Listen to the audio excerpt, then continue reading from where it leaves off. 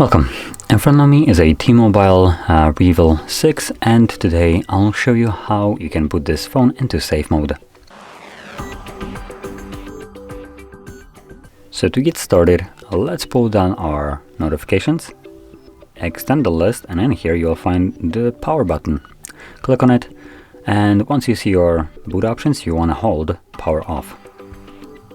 This will then bring up a window, reboot to safe mode. Do you want to reboot into safe mode? This will disable all third-party applications you have installed. They will be restored when you reboot again.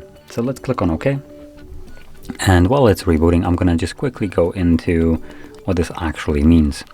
So starting off, the safe mode is usually used to troubleshoot your device. So if you have some kind of problem with it, with your phone that isn't just in any way associated with the phone being damaged, but more maybe you installed some kind of virus or something like this, you can boot it into safe mode, and from there you can peruse your phone without much problem, because anything that you have put on the device yourself will be now turned off, and even some of the things that the device comes with, like widgets, are disabled in this mode, and only the pre-installed applications will be usable from here. So if you installed some kind of virus application, you can now just navigate into the settings as an example and navigate to apps, and from here find the app, get rid of it, and problem solved, if you couldn't do that before, obviously.